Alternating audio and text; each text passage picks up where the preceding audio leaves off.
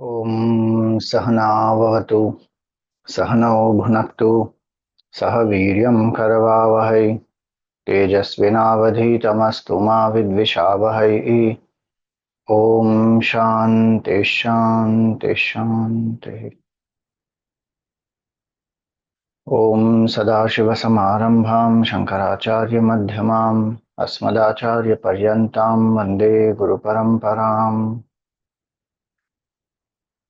ॐ दक्षिणे लक्ष्मणो यस्य वामे तु जनकात्मजा पुरतो मारुतिर्यस्य तं वन्दे रघुनन्दनम्। मनोजवं मारुततुल्यवेगं जितेन्द्रियं बुद्धिमतां वरिष्ठं वातात्मजं वानरयूथमुख्यं श्रीरामदूतं शरणं प्रपद्ये। नमः श्रीतुलसीदास सद्वरिष्ठाय धीमते पूरितं हृदयं येन रामप्रेमामृतेन मे समस्तजनकल्याणे निरतं करुणामयं नमामि चिन्मयं देवं सद्गुरुं ब्रह्मविद्वरम्। हरिओम। सभी को प्रणाम। हनुमान चालीसा का एक पाठ करेंगे।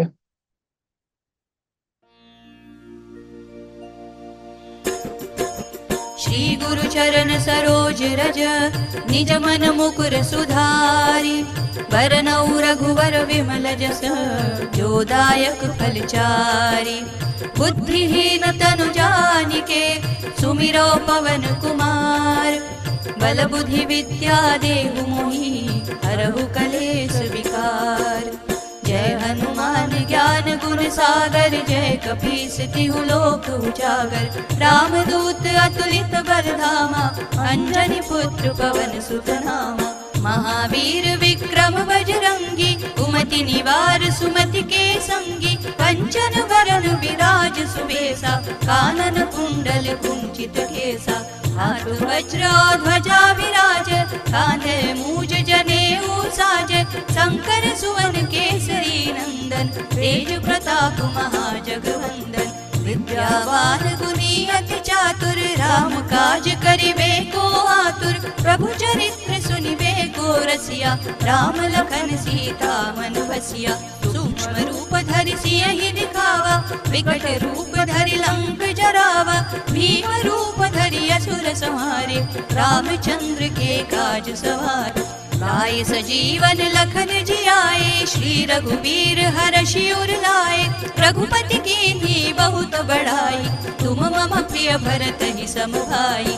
सहस बदन तुम्हरो जस गावे अस कहि श्रीपति कंठ लगावे। सनकादिक ब्रह्मादि मुनीसा नारद सारद सहित अहीसा। यम कुबेर दिगपाल जहाते कवि कोविद कहि सके कहाते। तुम उपकार सुग्रीवहि कीना राम मिलाए राजपद दीना। तुम्हरो मंत्र विभीषण माना लंकेश्वर भय सब जग जाना। जुग सहस्र जो जन पर भानु लीलो ताहि मधुर फल जानु। प्रभु मुद्रिका मेलि मुख माहि जलधि लांघि गए अचरज नाहि। दुर्गम काज जगत के जेते सुगम अनुग्रह तुमरे तेते। राम दुआरे तुम रखवारे होत न आज्ञा बिनु पैसारे। सब सुख लहै तुम्हारी सरना तुम रक्षक काहू को डरना। आपन तेज समारो आपै तीनों लोक हाँकते कापै। भूत पिशाच निकट नहीं आवे महावीर जब नाम सुनावे।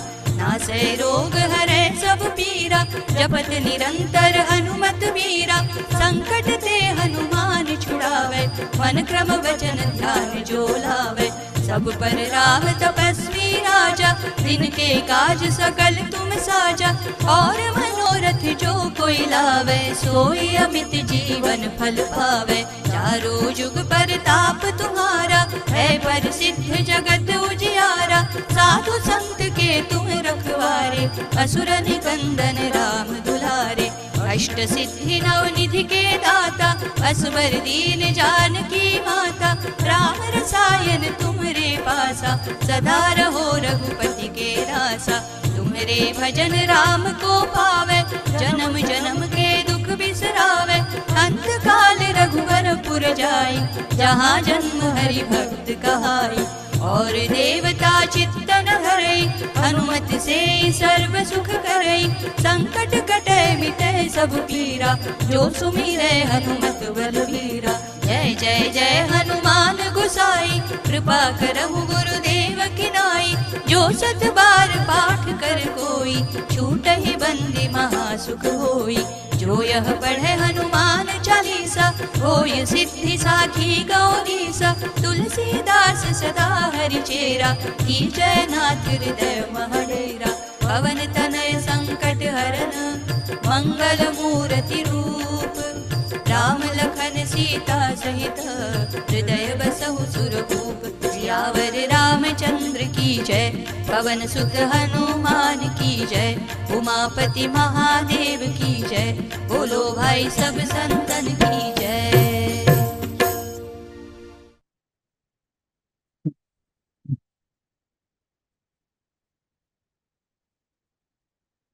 हमने देखा 15वें दोहे में, जम कुबेर दिगपाल जहाँ थे, कभी कोबिद कही सके कहाँ थे। 14, 15, 13, 14, 15 ये सब हनुमान जी की कीर्ति के बारे में है। और सभी लोग, सभी देवी देवता, ऋषि मुनि, कवि इत्यादि हनुमान जी की महिमा का गुणगान कर रहे हैं। अब आगे कहते हैं तुलसीदास जी, तुम उपकार सुग्रीव ही कीन्हा, राम मिलाय राजपद दीन्हा। एक बहुत सुंदर कथा आती है कि हनुमान जी, हम सब जानते हैं कि शिव जी का अवतार हैं। तो ऐसा कहा जाता है कि जब भगवान राम ने जन्म लिया अयोध्या में, तो जब भगवान बाल्यावस्था में थे,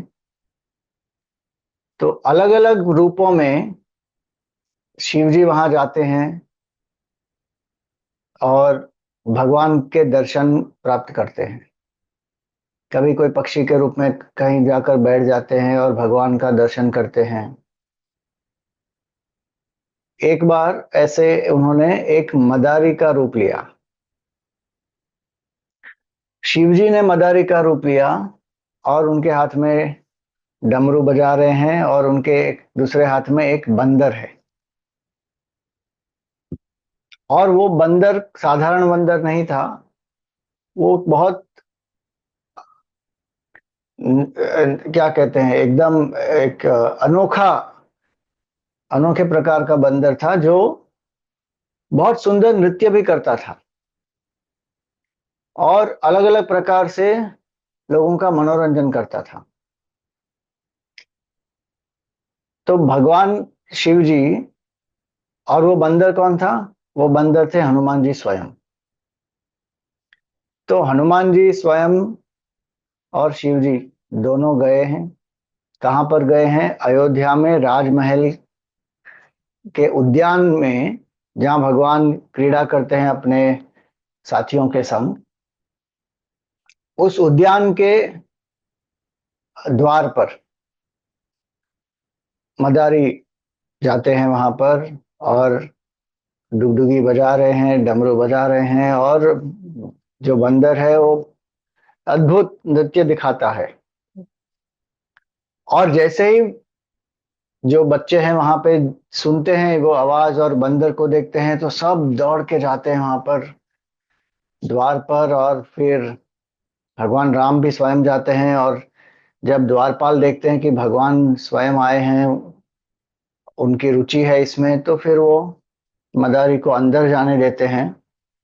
और बहुत सुंदर अभिनय होता है वहां पर, नृत्य होता है, और अलग अलग प्रकार के जो क्रीड़ाएं हैं, वो हनुमान जी ने, उनको भी प्रसन्नता हुई कि भगवान के सामने मुझे करने का अवसर प्राप्त हुआ है।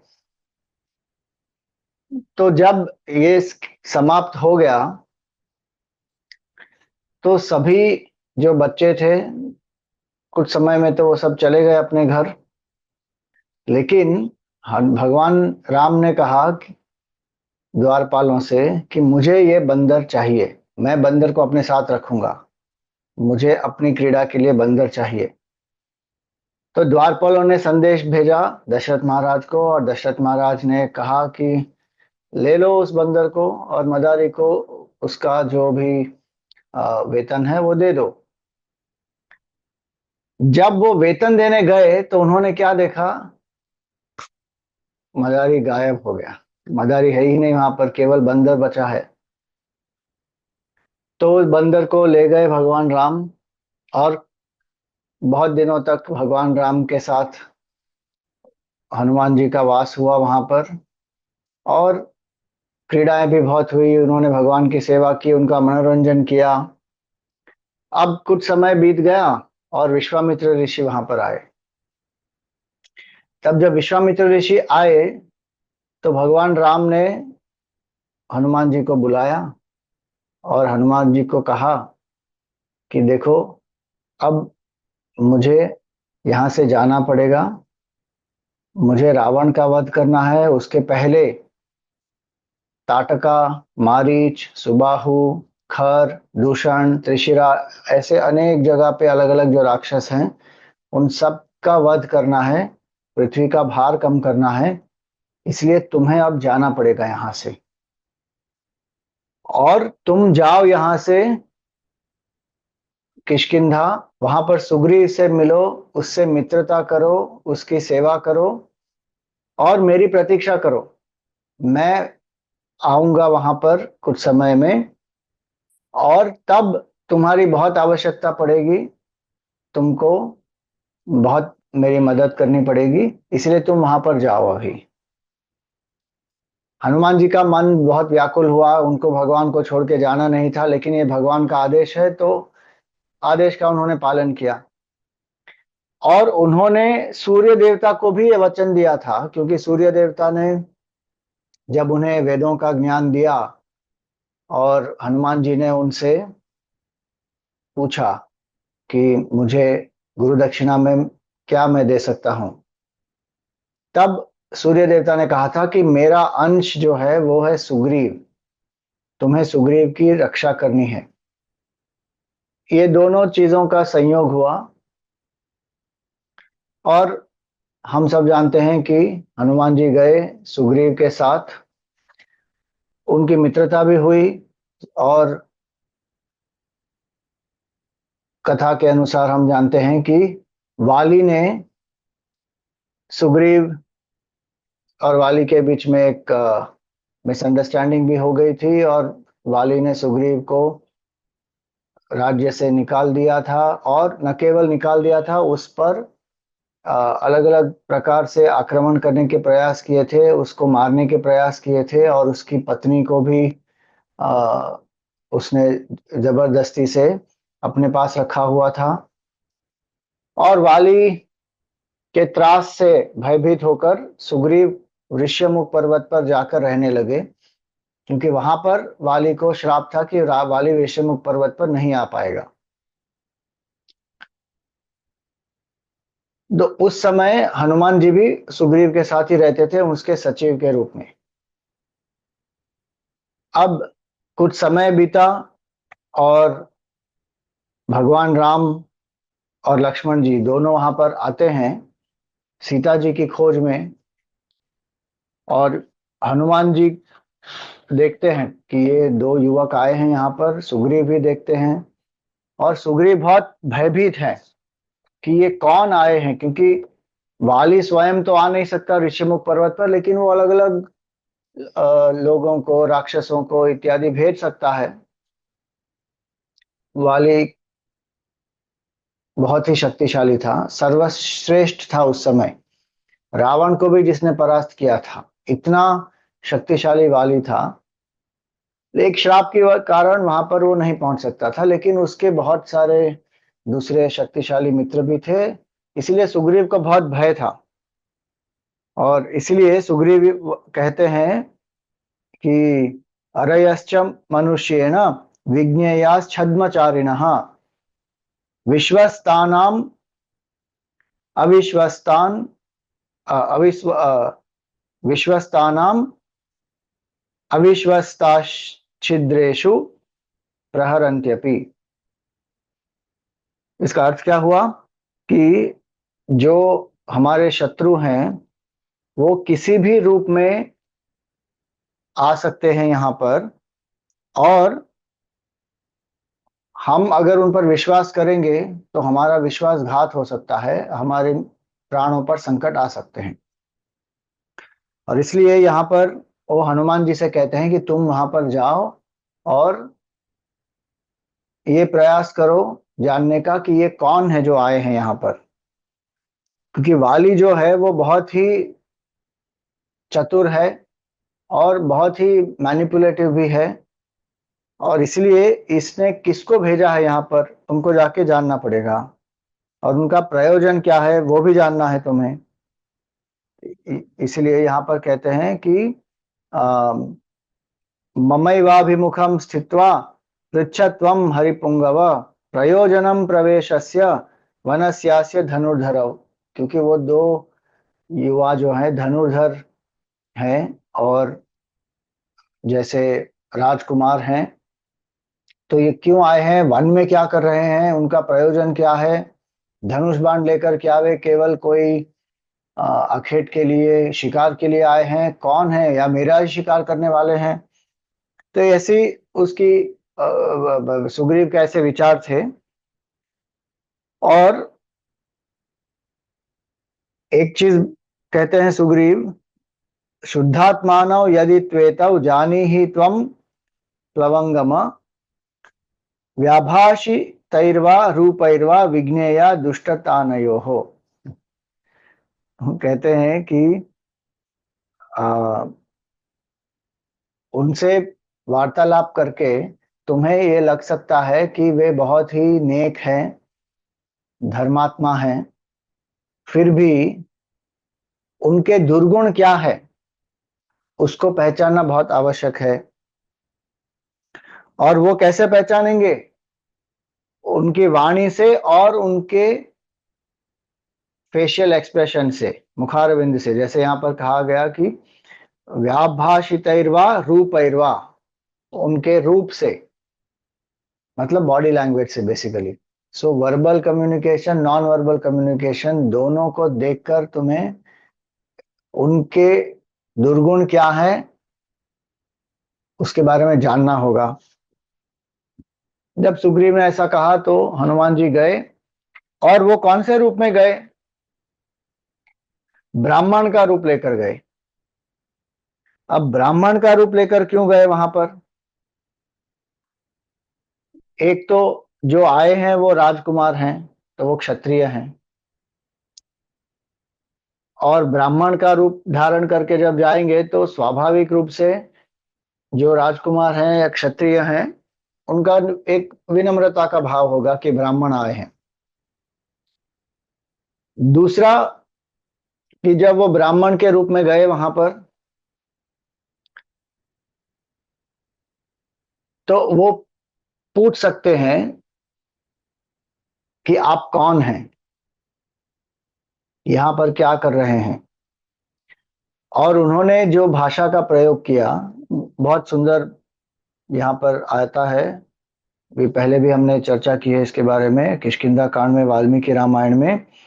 उवाच कामतो वाक्यम मृदु सत्य पराक्रमौ राजर्षिर्देव प्रतिमौ तापसौ संशित व्रतौ, कि आप कौन है यहाँ पर जो आए हैं, और आप तेजस्वी हैं, बहुत आपका प्रभाव है, और शक्तिशाली भी हैं, आप तपस्वी भी हैं, और आप ऋषि और देवताओं के समान हैं। देशम कथम इमं प्राप्तौ भगवन्तौ वरवर्णिनौ, किस प्रयोजन से यहाँ पर आप आए हैं। त्रासयन्तौ मृगगणान अन्यांश्च वनचारिणः, के ये वन जो है वो बहुत ही भयानक वन है, इसमें आप क्या कर रहे हैं इत्यादि। उन्होंने बहुत सारे प्रश्न पूछे, और जिस प्रकार उन्होंने ये सब प्रश्न पूछे, भगवान राम ने लक्ष्मण जी से कहा कि ये जो व्यक्ति हैं ये कोई साधारण व्यक्ति नहीं है, कोई साधारण ब्राह्मण भी नहीं है, ये तो वेद वेदांग में पारंगत है, ना ऋग्वेद विनीतस्य ना यजुर्वेद धारिणः ना सामवेद विदिषु शक्यमेवं विभाषितुम। इनको तीनों वेदों का ज्ञान है, क्योंकि इन वेदों का ज्ञान जिसके पास नहीं होता वो इस प्रकार अ, जो उन्होंने व्यक्त किया और जिस भाषा में, जिस शैली में, जिस भाव से, जिस व्याकरण का प्रयोग किया उन्होंने, वो सब सुनकर भगवान राम ने कहा ये बहुत ही पारंगत व्यक्ति हैं, और इसलिए इनको एक साधारण ब्राह्मण नहीं समझना चाहिए। तब जैसे उन्होंने परिचय दिया था, हनुमान जी ने भी अपना परिचय दिया कि मैं सुग्रीव का सचिव हूँ। युवाभ्याम सही धर्मात्मा सुग्रीव सख्यम इच्छति तस्य माम सचिवम वित्तम वानरम पवनात्मजम। कि मैं सुग्रीव का सचिव हूँ, मैं पवन देवता का पुत्र हूँ, मैं वानर हूँ, उन्होंने भी बताया अपने बारे में। फिर भगवान राम ने भी अपना परिचय दिया कि वो कौन है, वे कौन है। तो पूरा परिचय वहां पर वो देते हैं।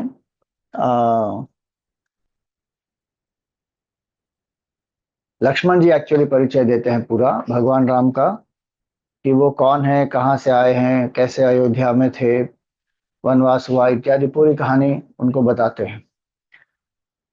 तुलसी रामायण में एक सुंदर प्रसंग आता है यहाँ पर कि जब भगवान राम को हनुमान जी मिलते हैं ब्रह्मचारी के रूप में, तो ब्रह्मचारी के रूप में भगवान तो मिलते हैं, और हनुमान जी मिलते हैं उनको।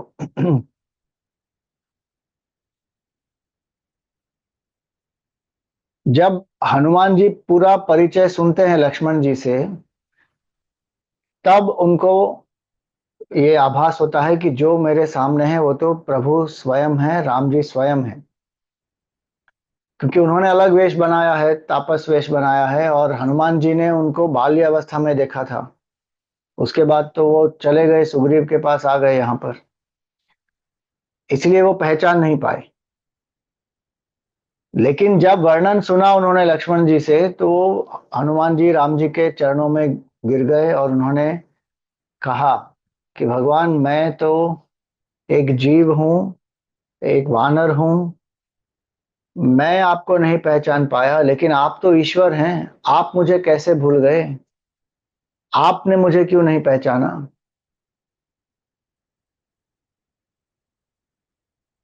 तब वहां पे ये कहा जाता है कि हनुमान जी को भगवान ने कहा कि तुम मेरे सामने आए थे अपना वेश धारण करके, ब्राह्मण का वेश धारण करके आए थे, तुम जैसे हो वैसे मेरे पास नहीं आए थे। तो तुमने एक वेश धारण किया तो मैंने भी एक वेश धारण किया। जब हनुमान जी प्रकट हो गए वहां पर, उन्होंने ब्राह्मण वेश त्याग कर दिया, जैसे लक्ष्मण जी ने पूरी कथा सुनाई, तो उन्होंने ब्राह्मण वेश त्याग कर दिया और भगवान के चरणों में उन्होंने शरणागति ली। तब भगवान ने भी उनको पहचान लिया और उनको उठाया, उनको गले लगाया। क्यों? क्योंकि जब जीव ईश्वर के समक्ष जाता है तो जीव को बिना किसी मुखौटे के जाना चाहिए।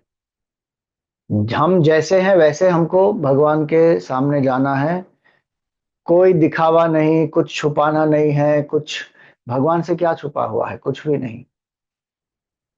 तो जीव जब जैसा है वैसा जीव ईश्वर के समक्ष जाता है, ईश्वर की शरणागति प्राप्त करता है, तब ईश्वर भी अपने स्वरूप को प्रकट करते हैं। ये बहुत एक सुंदर प्रसंग है तुलसी रामायण में, मैंने तो एकदम संक्षेप में बता दिया। अब परिचय हो गया।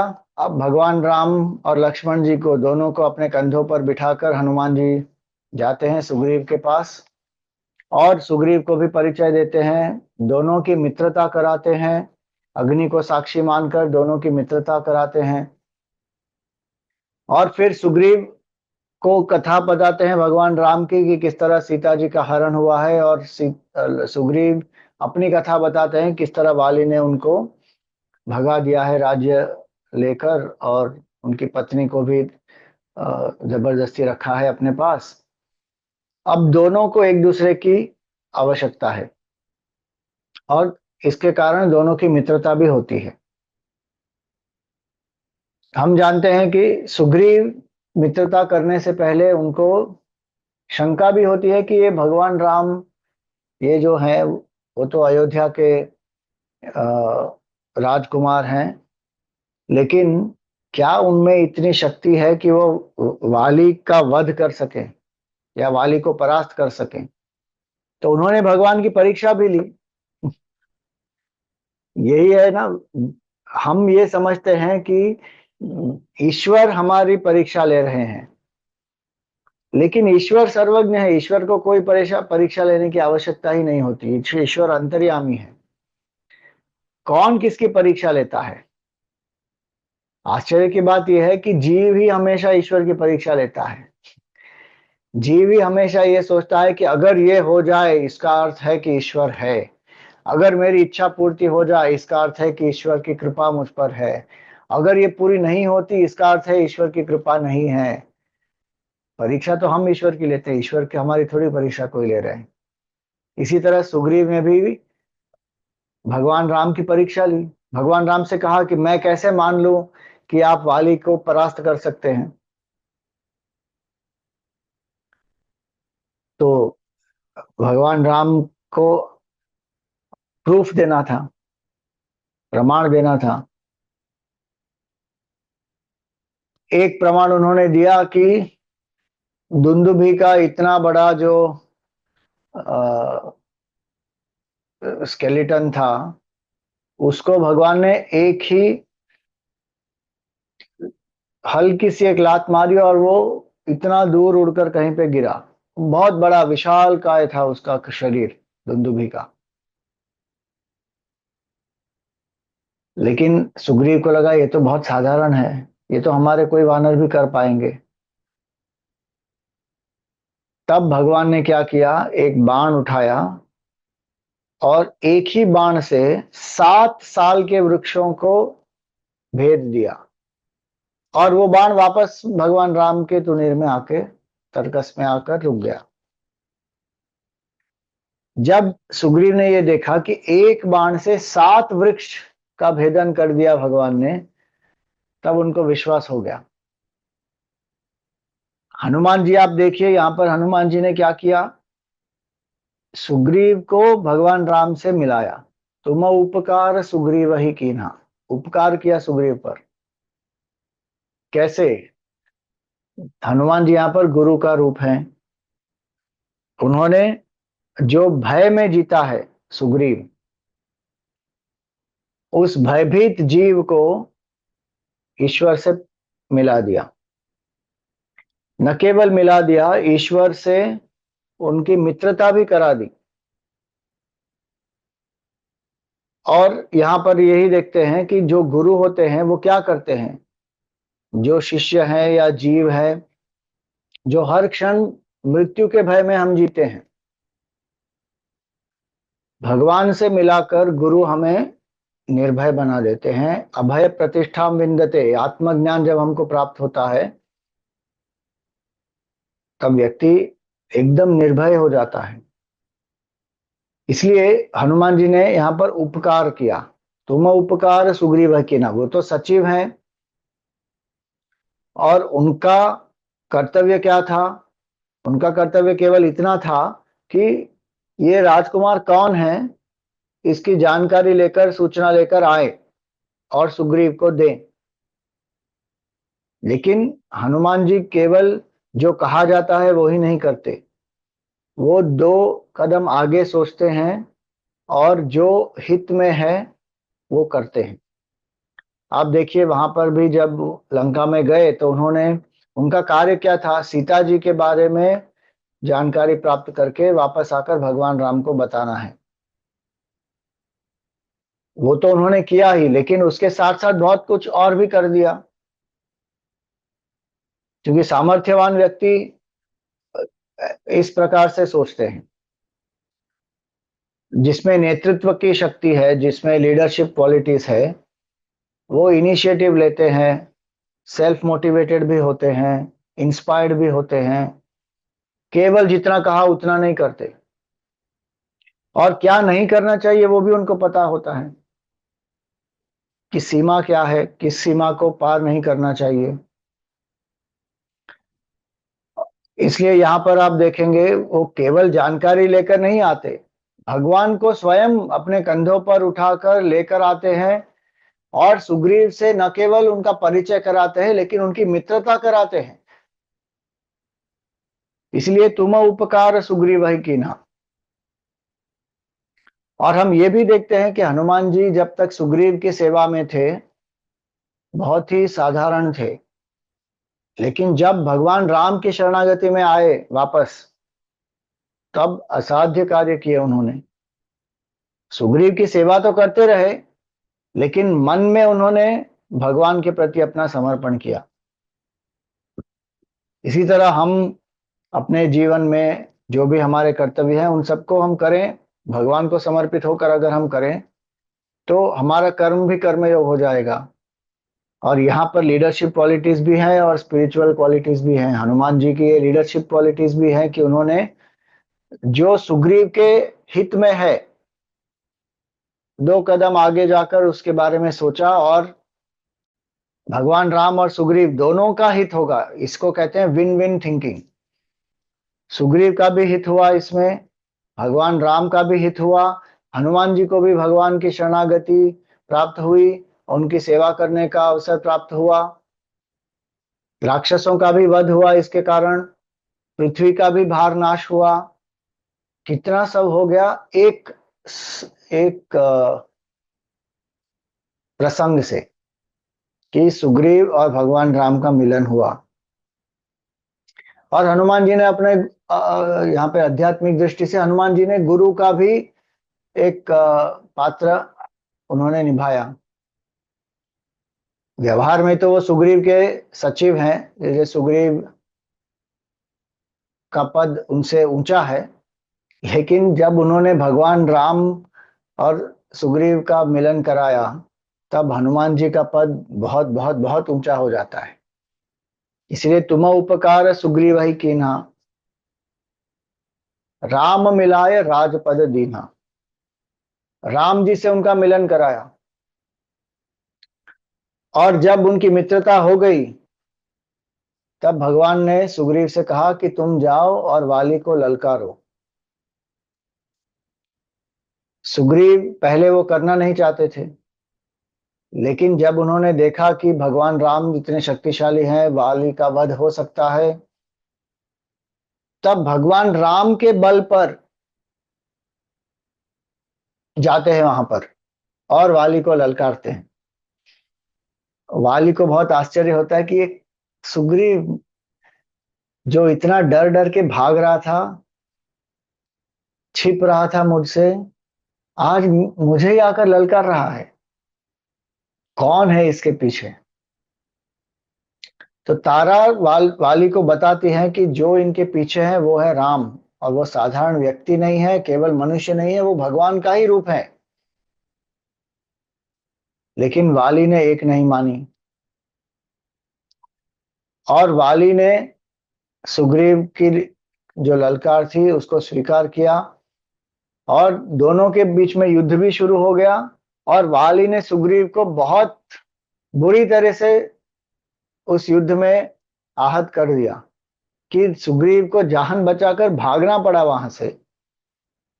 और उनको लगा कि अरे क्या हो गया, ये राम जी ने कुछ किया नहीं, मेरी ये दुर्दशा हो गई है यहाँ पर। तब भगवान राम कहते हैं कि आप दोनों समान दिखते हैं, इसलिए मैं किसका वध करूं, गलती से अगर बाण तुम पर लग गया तो तुम्हारी मृत्यु हो सकती है। इसलिए सुग्रीव के गले में उन्होंने एक माला डाल दी। ये माला क्या है? ये माला है विजय माला, कि भगवान का आशीर्वाद प्राप्त हुआ सुग्रीव को।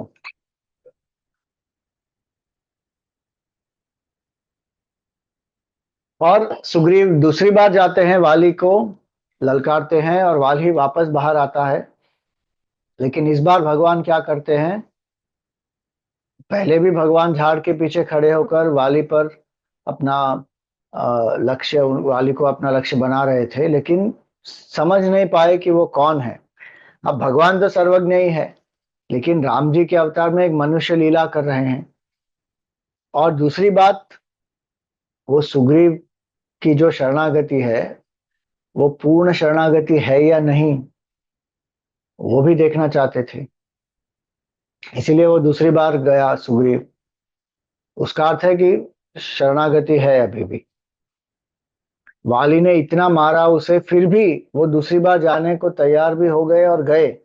उसका अर्थ ये हुआ कि उनकी श्रद्धा है भगवान में। अब दूसरी बार जब वो गए, तो भगवान ने बहुत सरलता से एक बाण से वाली का वध कर दिया। वाल्मीकि रामायण में बहुत सुंदर ये प्रसंग आता है, और हम सबको ये प्रश्न भी होता है कि वाली को भगवान ने जो वृक्ष है उसके पीछे से क्यों मारा। उसके अलग अलग कारण हैं। हम पहले वाल्मीकि रामायण में क्या आता है उसी के बारे में सोचते हैं पहले। वाल्मीकि रामायण में तो भगवान को बहुत बुरा भला सुनाता है वाली, कि मैंने तो सुना था कि तुम बहुत धर्मात्मा हो और धर्म की मूर्ति हो, न्याय की मूर्ति हो, और इतने उच्च कुल से हो, लेकिन तुमने इतना नीच कार्य क्यों किया। अगर लड़ना ही था तो मेरे सामने आकर लड़ते। अगर इतना धैर्य है तुम में, इतना पौरुष है तुम में, तो मेरे सामने आकर मुझसे युद्ध करते। पीछे से तुमने वार किया। बहुत कुछ सुनाते हैं उनको। और वो भी ये भी कहते हैं कि तुमने सुग्रीव से मित्रता की क्यों, क्योंकि तुम्हें अपनी पत्नी प्राप्त करनी है रावण से, और सुग्रीव को राज्य और उसकी पत्नी प्राप्त करनी है। तो तुम्हारी जो मित्रता है वो ट्रांजैक्शनल है। लेकिन अगर तुमने मुझसे मित्रता की होती तो रावण को परास्त करने की भी कोई आवश्यकता नहीं पड़ती, युद्ध करने की आवश्यकता नहीं पड़ती। मैंने स्वयं रावण को परास्त किया है, और मेरे कहने पर रावण सीता को ऐसे ही भेज देता। इतना सब सुनाया उन्होंने, वाली ने भगवान राम को। और फिर कहा कि क्यों किया आपने ऐसा। पूछते हैं कि आपने क्यों ऐसा किया मेरे साथ। बहुत अधर्म हुआ मेरे साथ।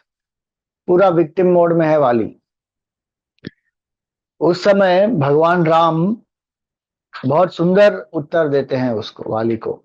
ये प्रसंग बहुत ही आ, गहरा प्रसंग है वाल्मीकि रामायण में जो आता है।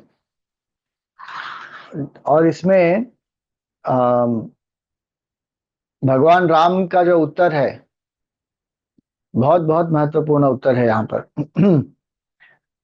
भगवान राम क्या कहते हैं कि जो तुमने किया वो अधार्मिक कार्य है। किष्किंधा नगरी अयोध्या के अंतर्गत आता है, और भरत अयोध्या के सम्राट हैं। मैं उनका प्रतिनिधि हूं, और धर्म की रक्षा करना ये हमारा कर्तव्य है। और हमारे ही राज्य में किसी जगह पर अगर अधर्म हो रहा है तो हमें उस अधर्म का विरोध करना होगा और नाश भी करना होगा। और इसीलिए भरत, देखिए आप यहाँ पर भगवान राम क्या कह रहे हैं कि भरत सम्राट हैं, और उस सम्राट का प्रतिनिधि मैं हूं।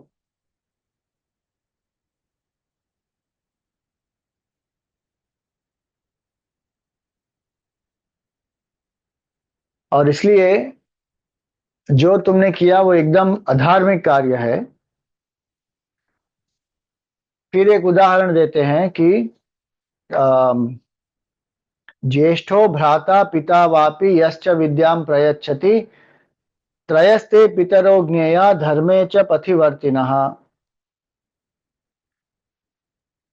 जो अ, ज्येष्ठ भ्राता होते हैं, जो पिता होते हैं, ज्येष्ठो ज्येष्ठ भ्राता, पिता और गुरु, ये तीनों कैसे हैं। इन तीनों को गुरु के समान ही मानना चाहिए। और इसी तरह जो अनुज होते हैं, यवि या नात्मन पुत्रः शिष्यश्चापि गुणोदितः पुत्रवत्ते त्रयश्चिंत्या धर्मश्चैवात्र कारणम। कि धर्म क्या कहता है कि जो अनुज है, जो अपना ही पुत्र है, और एक होनहार शिष्य जो है, इन तीनों को पुत्रवत ही मानना चाहिए। और तुमने क्या किया अपने अनुज के साथ? उसका राज्य हड़प लिया बिना कुछ प्रश्न किए। कि सुग्रीव उनकी प्रतीक्षा कर रहे थे गुफा के बाहर, मायावी के साथ जब वाली का युद्ध हो रहा था। वाली ने कहा था 15 दिन के लिए रुकना, सुग्रीव 1 महीने से ज्यादा रुके थे वहां पर। और जब युद्ध समाप्त हुआ, कोई आवाज नहीं आ रही थी। 1 महीने के बाद घमासान युद्ध हुआ 1 महीने तक, और जब 1 महीना से उससे थोड़ा ज्यादा समाप्त हो गया, अब कोई आवाज नहीं आ रही है और रक्त की धारा बाहर बह रही थी। तो भय से सुग्रीव को लगा कि वाली का वध हो गया है, इसलिए वो वहां से भाग खड़े हुए, आए, सबको बताया कि वाली का वध हो गया है। और सबके मतानुसार उन सब ने मिलकर सुग्रीव का राज्याभिषेक किया। सुग्रीव ने इच्छा व्यक्त नहीं की थी कि मुझे राज्य चाहिए। और सुग्रीव वापस भी क्यों आए? क्योंकि उनको लगा कि भाई ये अभी जो मायावी है वो बाहर आ जाएगा, और उसने जो गुफा का मुख है सुग्रीव ने बड़े पत्थर के साथ बंद कर दिया। वाली को लगा कि इसने मुझे मारने के लिए बंद कर दिया है। अब जब व्यक्ति इतना अहंकार में चूर होता है, अपने बल का अहंकार था, इसको कहते हैं मद, इंटॉक्सिकेशन। किसी को धन का मद होता है, किसी को यौवन का होता है, किसी को शक्ति का होता है, किसी को कीर्ति का होता है। अलग अलग लोगों को अलग अलग मद होता है। इसलिए वाली में बल का मद था, शक्ति का मद था। उसको लगा कि सुग्रीव ने जानबूझकर ये किया है। एक प्रश्न भी नहीं पूछा, अज्यूम कर लिया। हमारे संबंधों में भी हम देखते हैं कई बार यही होता है कि हम एक दूसरे के बारे में बहुत चीजें अज्यूम करते हैं, क्या सत्य है वो जानने का प्रयास भी नहीं करते। तो यहाँ पर हम देखते हैं कि वाली जब आता है और तुरंत आक्रमण ही करता है सुग्रीव के प्राणों पर, इसलिए अपने प्राण बचाकर सुग्रीव भागता है वहां से। तो अपने अनुज के साथ तो पुत्रवत व्यवहार होना चाहिए, प्रेम से, करुणा से। लेकिन यहाँ पर जो उन्होंने व्यवहार किया वो तो अधार्मिक व्यवहार है। इसीलिए भगवान यहाँ कहते हैं कि धर्मश्चैवात्र कारणम, कि ये धर्म का कारण है कि अपना वर्तन जो है वो अपने पुत्र के साथ, अनुज के साथ, और एक होनहार जो शिष्य है उसके साथ पुत्रवत ही होना चाहिए। और इसी तरह वो कहते हैं कि आ, जो अपने अनुज की पत्नी है, 19वें श्लोक में यहाँ पर कहते हैं, अस्य त्वं धर्माणस्य सुग्रीवस्य महात्मनः रुमायां वर्तसे कामात् स्नुषायां पाप कर्मकृत। जो वधु, जो डॉटर इन लॉ होती है, जो पुत्री होती है, और अपने ही भाई की जो पत्नी होती है, इन तीनों के साथ पुत्री समान ही व्यवहार होना चाहिए। लेकिन तुमने अपने भाई की पत्नी के साथ दुर्व्यवहार किया है। क्यों? काम के वश होकर, काम और क्रोध दोनों। सुग्रीव अभी भी जीवित है और तुम सुग्रीव के प्राणों को लेने का एक तरफ से प्रयास कर रहे हो, दूसरी तरफ रुमा के साथ तुम्हारे जो संबंध है वो अनैतिक संबंध है। तो ये जो पूरा कार्य तुमने किया है ये अधार्मिक कार्य है। और यहाँ पर आप देखिए क्या एक श्लोक में कहा गया है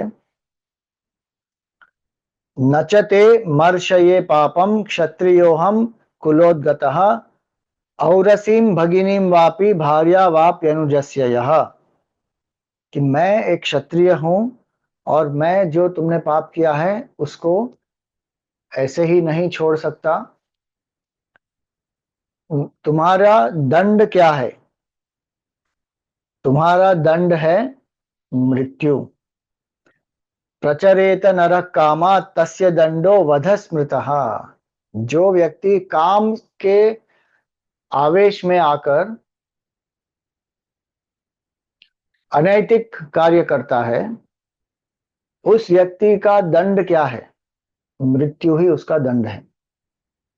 प्रचरेत नरः कामात् तस्य दंडो वध स्मृतः, ये याद रखना चाहिए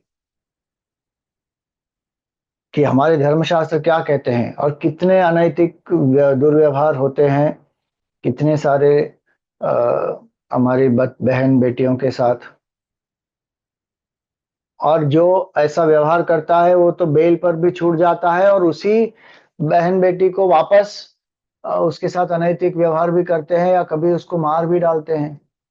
और जो न्याय व्यवस्था है इतनी दुर्बल है, कुछ नहीं कर पाते हैं।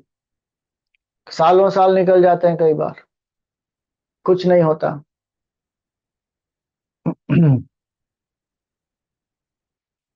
धर्मशास्त्र क्या कहते हैं? भगवान राम ने एक क्षण में वाली को समझा दिया कि जो तुम्हारा कार्य है वो अधार्मिक कार्य है और उसका जो परिणाम है वो दंड है, वो मृत्यु ही है केवल। यहां पर अगर कोई कहे कि नहीं नहीं ये तो बहुत मुश्किल दंड है, ये नहीं होना चाहिए, capital punishment should be abolished. अरे क्यों? इतने घोर तरीके से लोग इतना दुर्व्यवहार करते हैं, इतना कष्ट पीड़ा इत्यादि देते हैं, दुख देते हैं, उनके पूरे जीवन को ध्वस्त कर देते हैं। और उनके प्रति कोई सांत्वना होना चाहिए, हमें सहानुभूति होनी चाहिए। दंड शास्त्र तो यही कह रहे हैं कि उसको दंड देना चाहिए। और भगवान राम स्वयं कह रहे हैं, जो धर्म के विग्रह हैं, रामो विग्रहवान धर्म, कि हमारे शास्त्र यही कहते हैं कि ऐसे व्यक्ति को प्रचरित, जिसने ऐसा कार्य किया है काम के वश में आकर, उसका वध ही होना चाहिए। भरतस्तु महीपालो वयम त्वादेश वर्तिनः। ये भरत जो है वो महीपाल है, मतलब भरत राजा है, मैं उसके आदेश का पालन करने वाला उसका उनका एक प्रतिनिधि हूं यहाँ पर।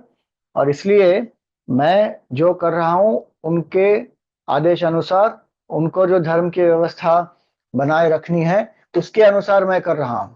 ये आप देखिए भगवान की नम्रता भी है यहाँ पर। जब भगवान ये सब कहते हैं, आ, ये भी उसको कहते हैं कि जो तुमने अधार्मिक कार्य किया है उसका तुमको फल कैसे नहीं प्राप्त होगा, तुमको तो प्राप्त करना ही पड़ेगा, उसको तो तुम अवॉइड नहीं कर पाओगे। तो वाली एक आर्ग्यूमेंट ये देते हैं कि ये धर्म और अधर्म मुझे अप्लाई नहीं होता, क्योंकि मैं तो वानर हूं, मैं तो शाखा मृग हूं। ये धर्म अधर्म किस पर आ, आप प्रयोग कर सकते हैं इसका, या किस पर ये लागू होता है?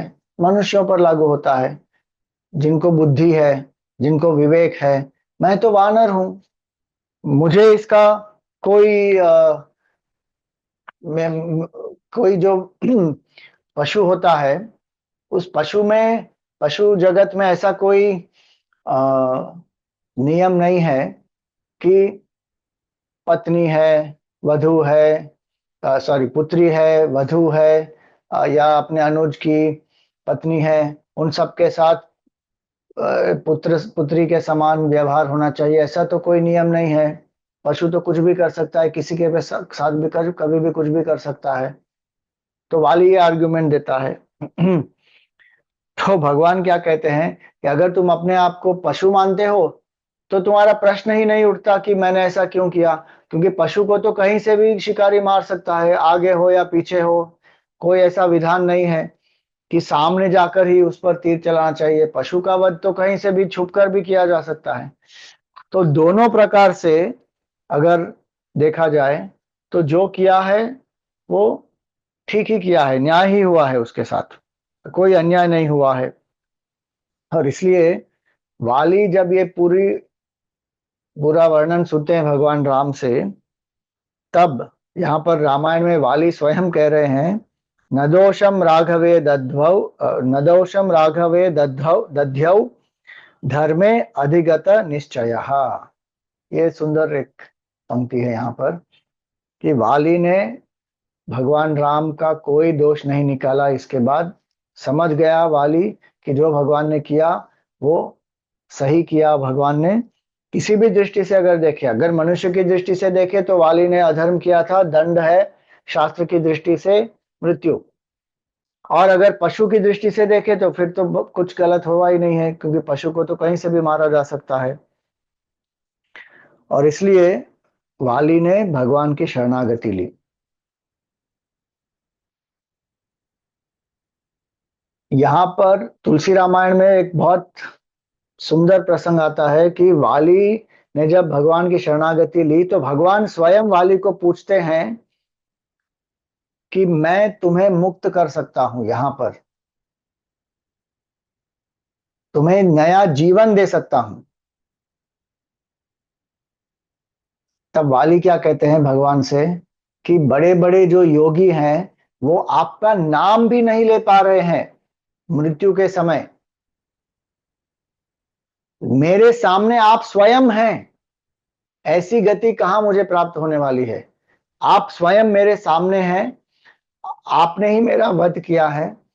आपने मुझे आत्मज्ञान भी दिया, क्योंकि भगवान ने राम वाली को आत्मज्ञान दिया, तारा को भी आत्मज्ञान दिया।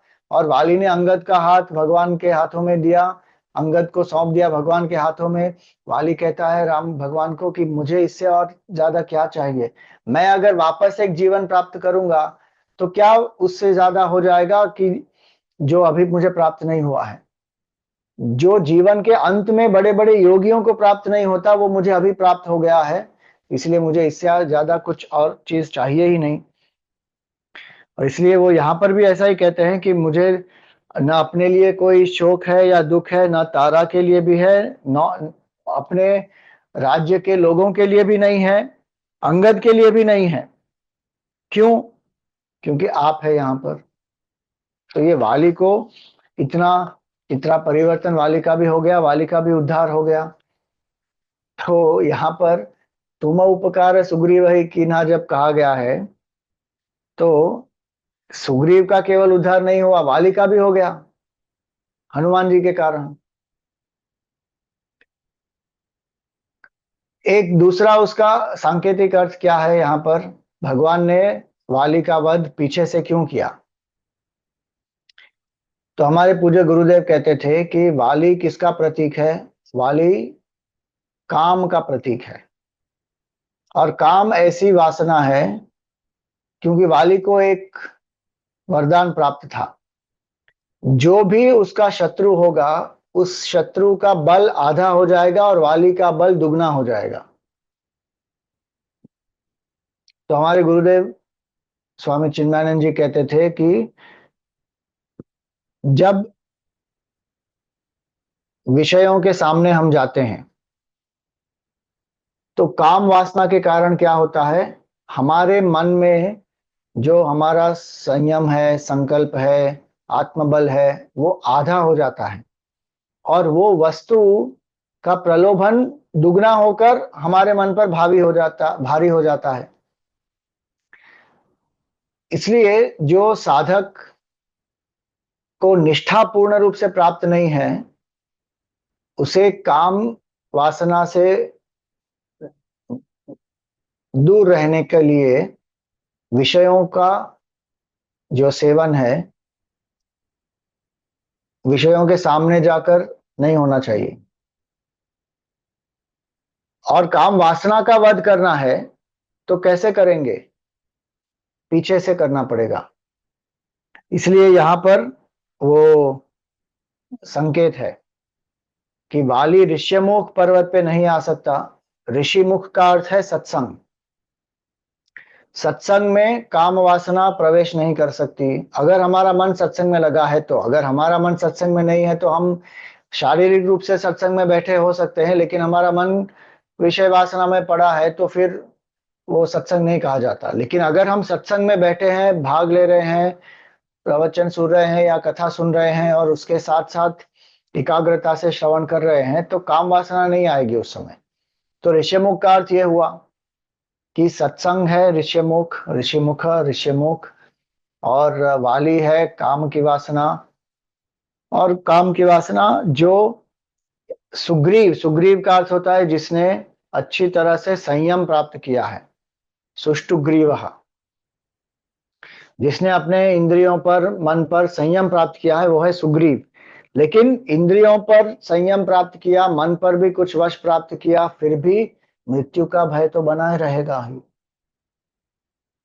जो काम वासना है वो अंत में मृत्यु तक ही ले जाती है, हर क्षण भी मृत्यु के ओर ही ले जाती है। लेकिन काम हमारा नाश कर देता है, सर्वनाश कर देता है, जीवन जीते समय भी और उसके बाद भी।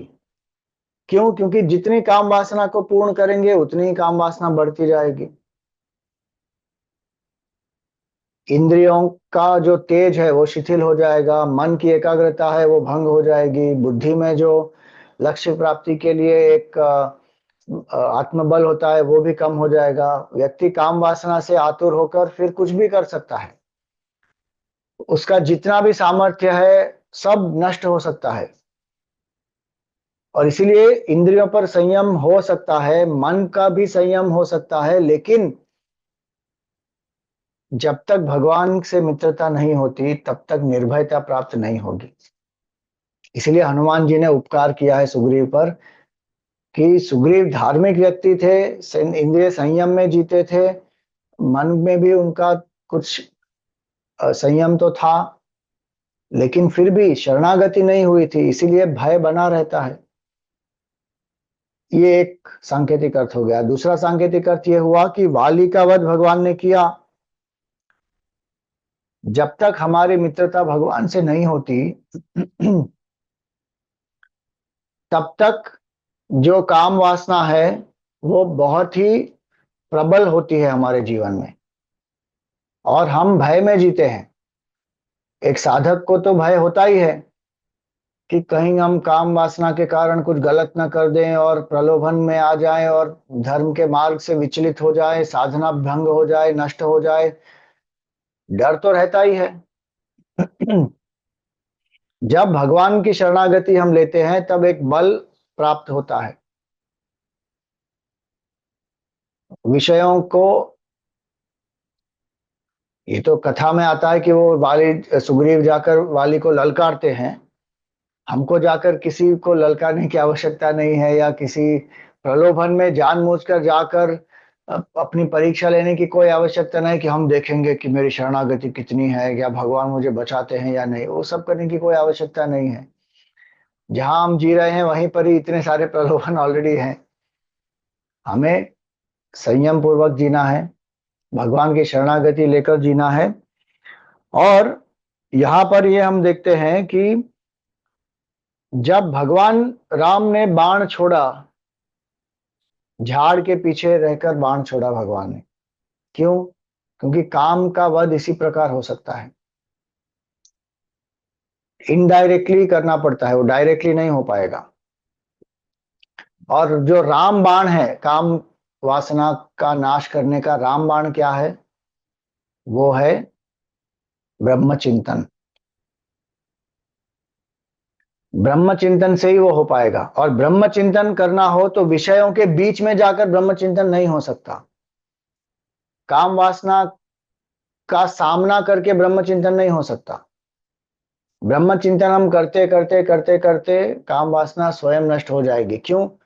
क्योंकि वो देहात्म भाव से जुड़ी हुई है,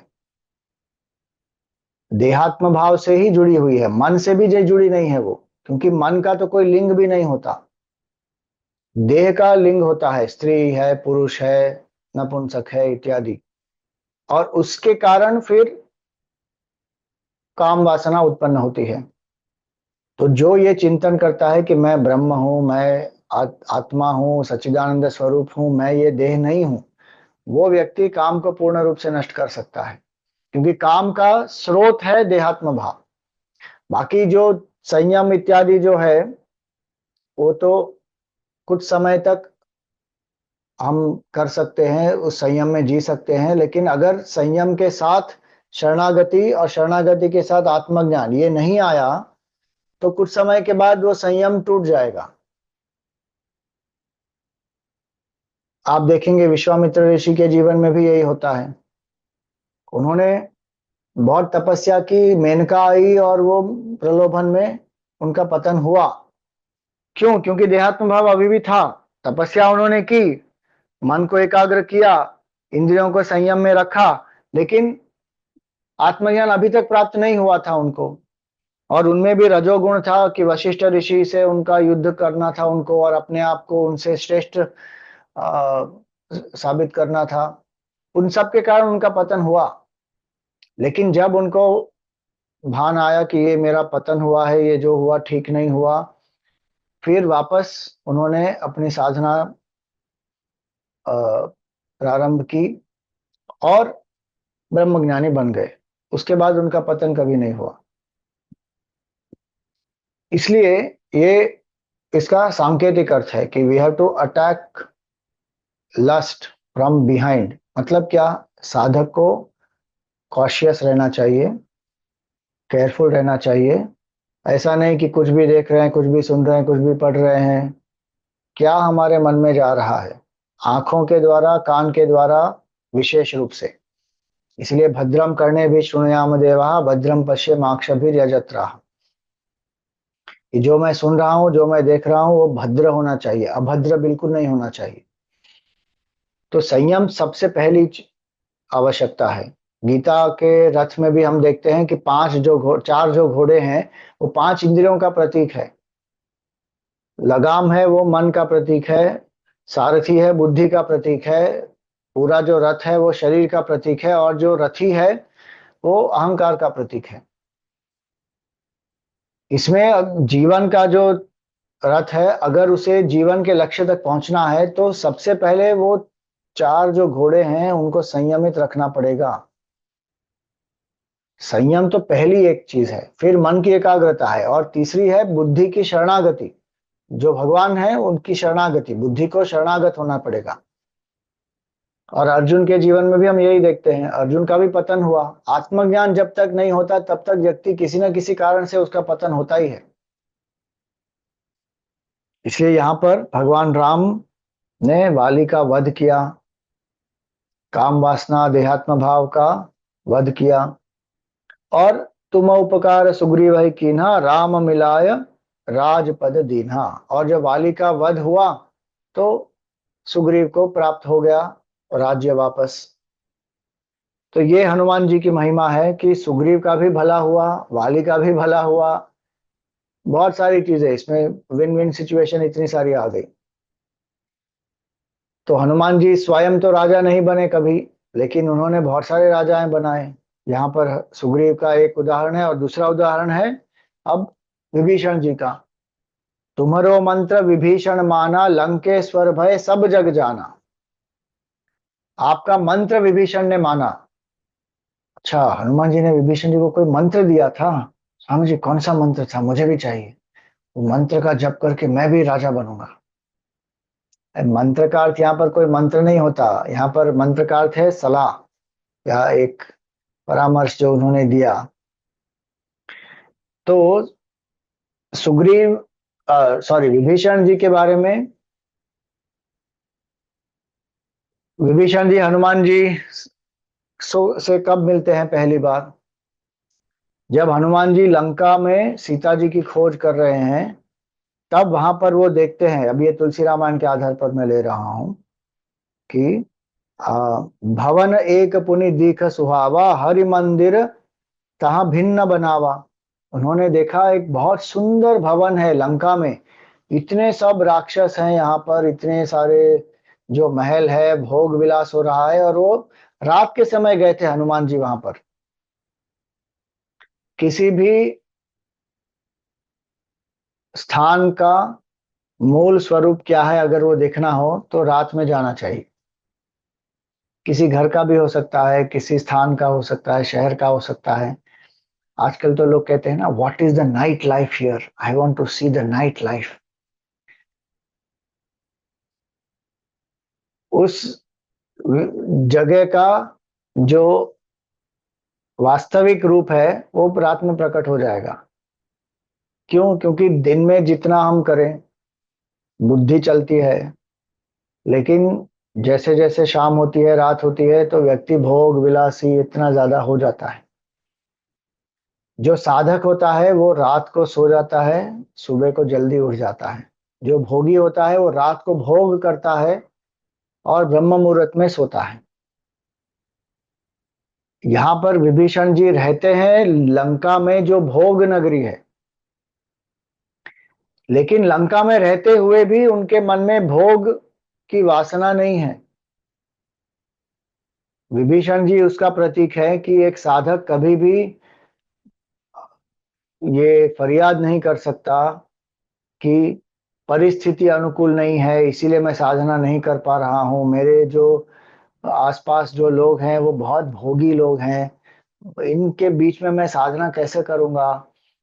वातावरण जो है वो अनुकूल नहीं है, परिस्थिति अनुकूल नहीं है।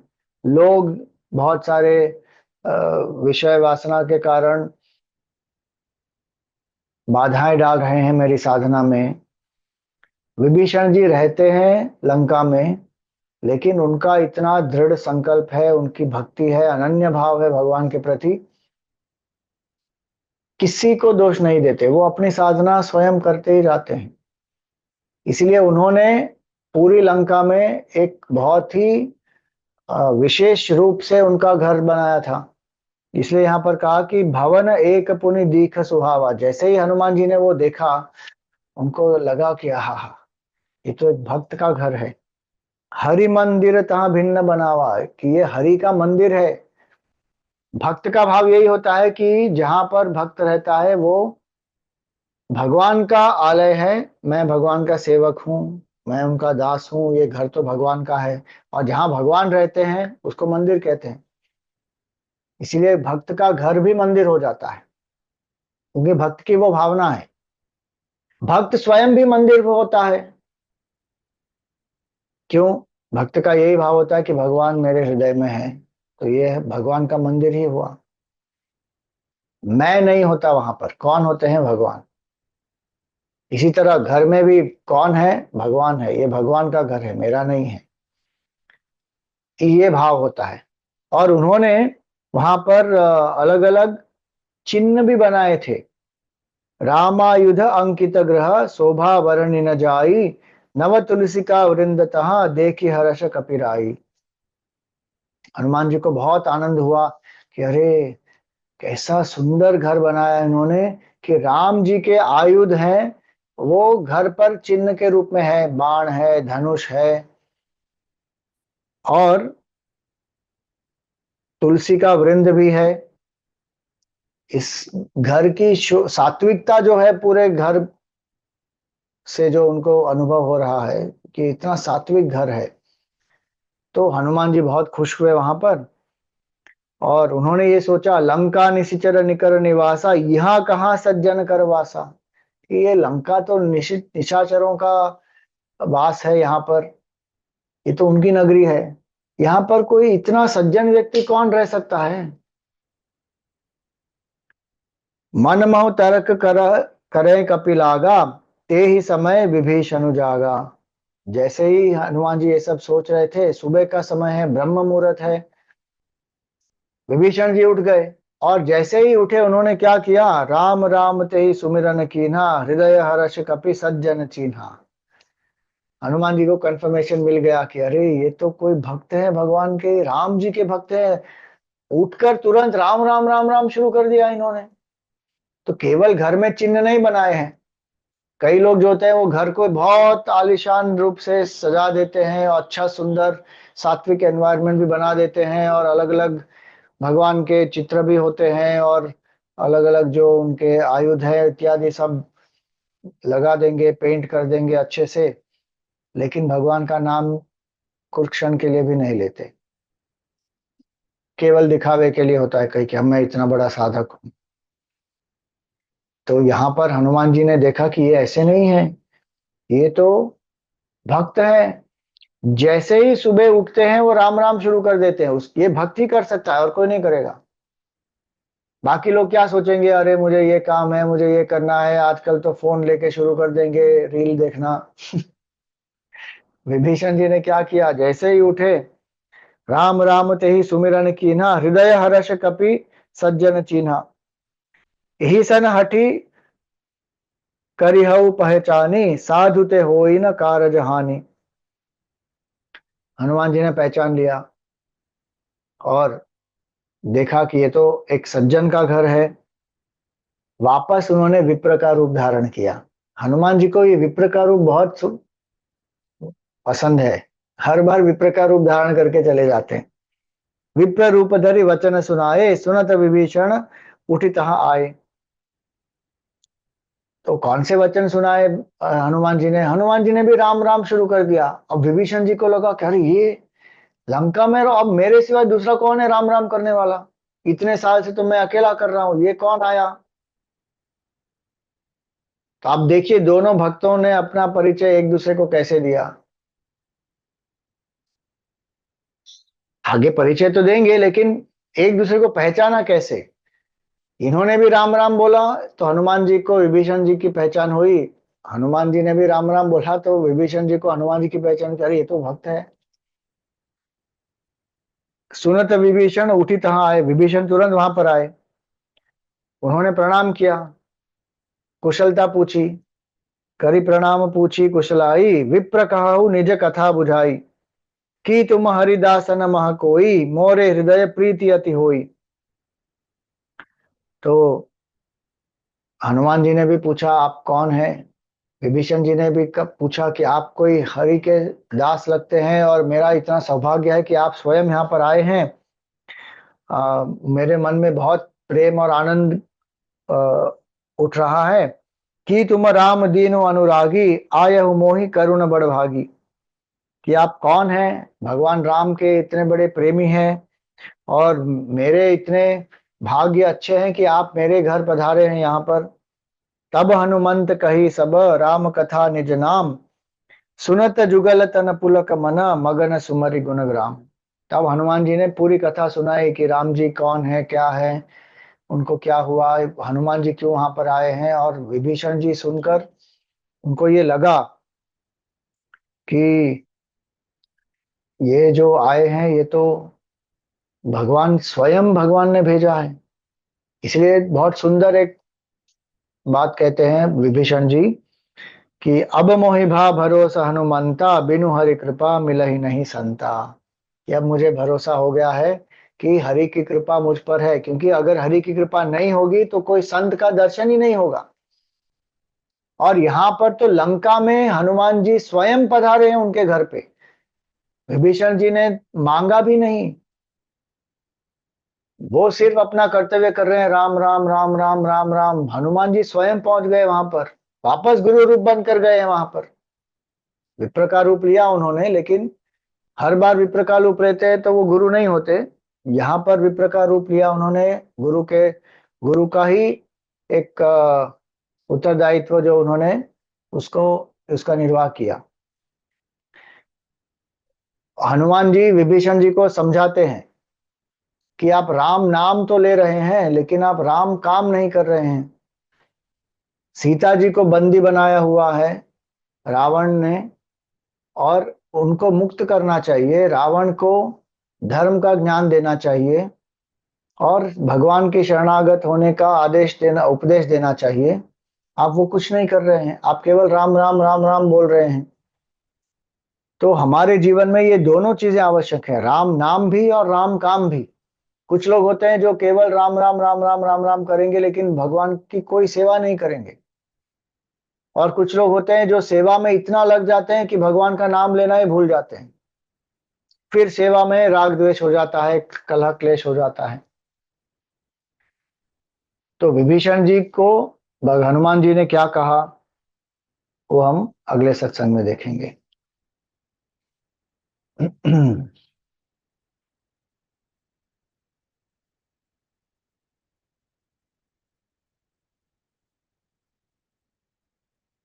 जो हमारे यजमान हैं उन सबका हम धन्यवाद करते हैं।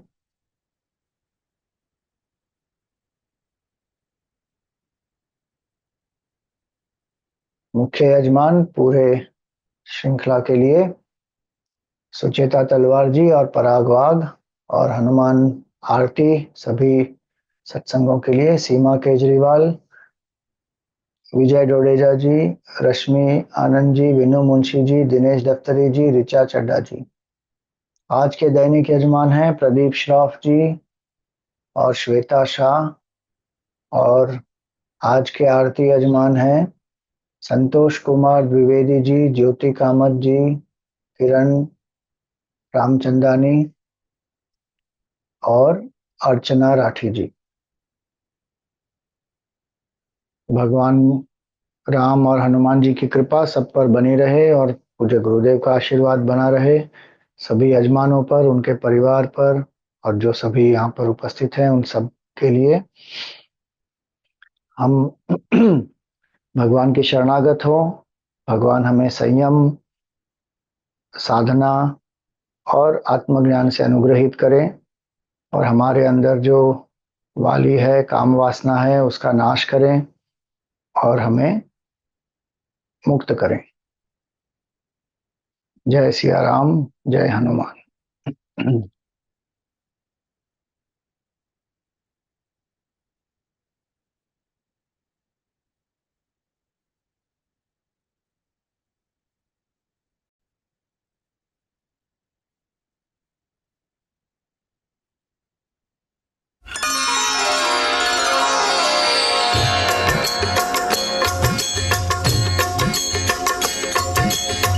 आरती की जय हनुमान लला की, दुष्ट दलन रघुनाथ कला की। आरती की जय हनुमान लला की, दुष्ट दलन रघुनाथ कला की। आरती की जय हनुमान लला की। जाके बल से गिरिवर कांपे, जाके बल से गिरिवर कांपे।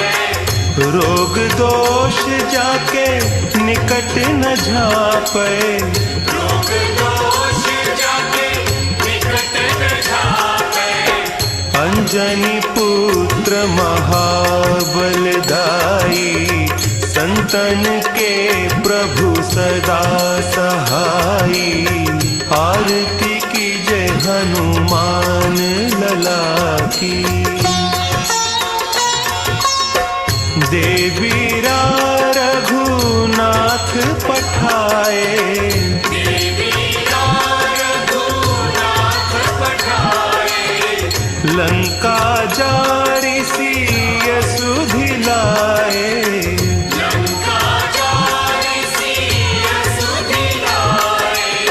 लंका स्वकोट समुद्र सिखाई, जात पवन सुत बार न लाई।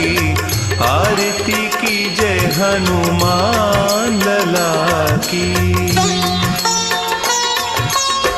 लंका जारी असुर संहारे,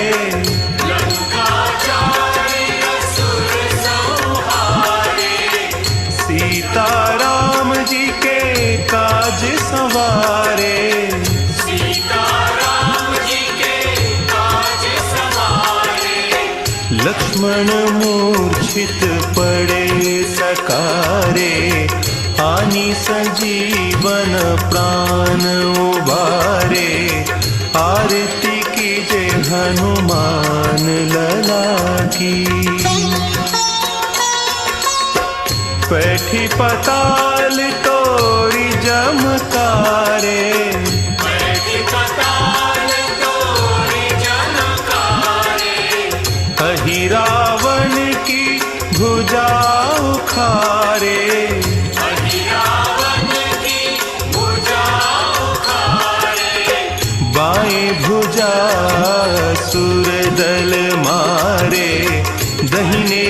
पूजा संत जन तारे, आरती कीजे हनुमान लला की। सुर नर मुनि आरती उतारे,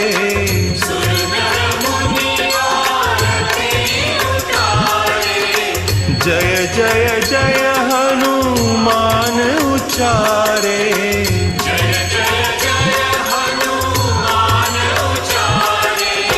कंचन थार कपूर लौ छाई, आरती करत अंजना माई।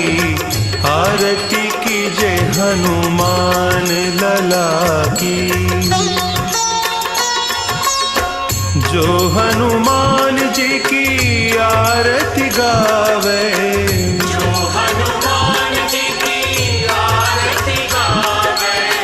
बसी बैकुंठ परम पद पावे।